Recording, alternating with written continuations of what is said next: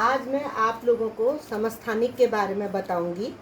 समस्थानिक जिनको कि आइसोटोप्स कहा जाता है, ISOTOPES, आइसोटोप्स। रसायनज्ञ जो मोजले ने ये कहा, जब प्रयोग हुए तो उन्होंने ये कहा कि जो तत्वों के रासायनिक गुणधर्म होते हैं वो परमाणुओं पर निर्भर करते हैं। परमाणु ही किसी समस्थानिक के गुणधर्म को बताने के लिए काफी होता है। परमाणुओं के जो रासायनिक गुण होते हैं वो समस्थानिकों को परिभाषित करते हैं। तो ये समस्थानिक क्या है? समस्थानिक किसी एक तत्व के वे परमाणु जिनका की परमाणु क्रमांक, जिनको की परमाणु संख्या कहते हैं, समान होती है, वे तत्व के परमाणु उस तत्व के समस्थानिक कहलाते हैं। किसी एक ही तत्व के वे परमाणु जिनका की परमाणु क्रमांक या परमाणु संख्या समान होती है, उस तत्व के परमाणु के समस्थानिक कहलाते हैं। हम जानते हैं कि हाइड्रोजन के 3 समस्थानिक हैं। हाइड्रोजन तत्व है, पहला तत्व है आवर्त सारणी का। हाइड्रोजन के 3 समस्थानिक हैं, 3 आइसोटोप्स हैं, 3 समस्थानिक हैं।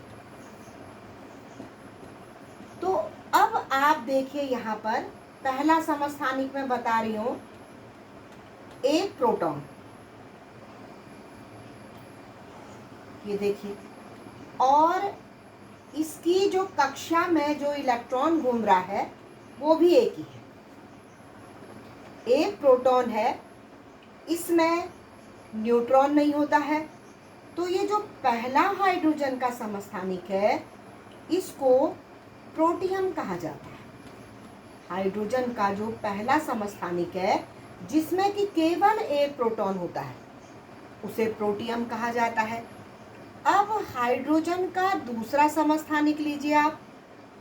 यह हाइड्रोजन का दूसरा समस्थानिक है, इसमें एक प्रोटॉन और एक न्यूट्रॉन होता है और कक्षा में घूमने वाला एक ही इलेक्ट्रॉन होता है जिसको कि हम ड्यूटेरियम कहते हैं। और तीसरा जो है हाइड्रोजन का समस्थानिक, उसमें नाभिक में एक प्रोटॉन होता है और 2 न्यूट्रॉन होते हैं। तो इसमें भी एक ही इलेक्ट्रॉन कक्षा में चक्कर लगाता है। तो आप ये 3 उदाहरण देख रहे, इसको हम कहते हैं ट्राइटियम।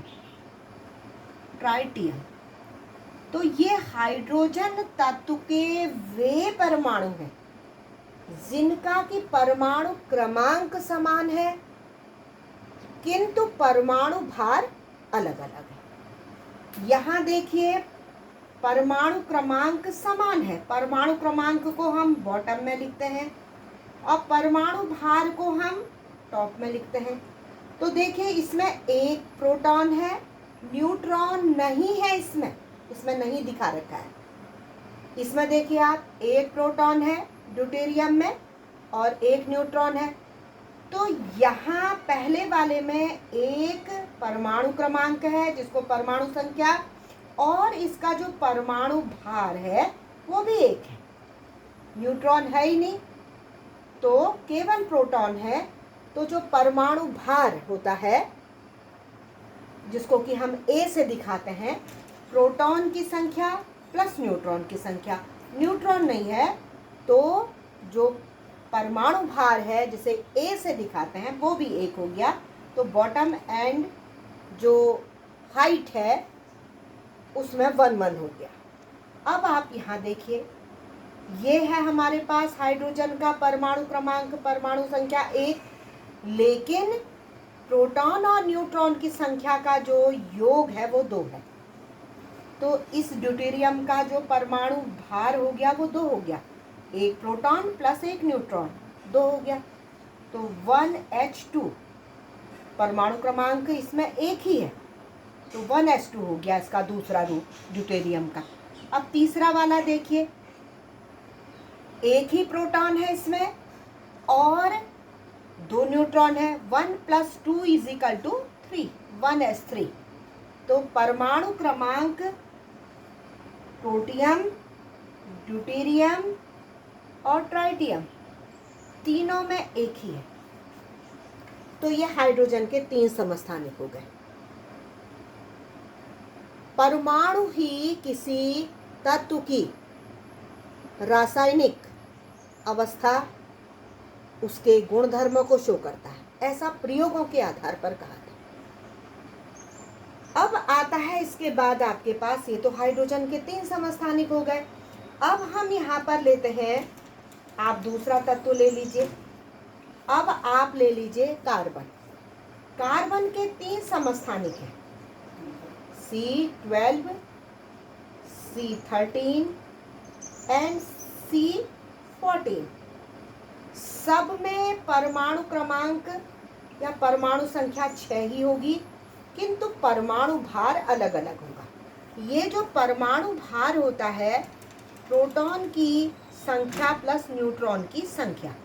तो कार्बन के जो 3 समस्थानिक हैं, तीनों समस्थानिकों में परमाणु क्रमांक 666 है। ये कार्बन के 3 समस्थानिक हो गए।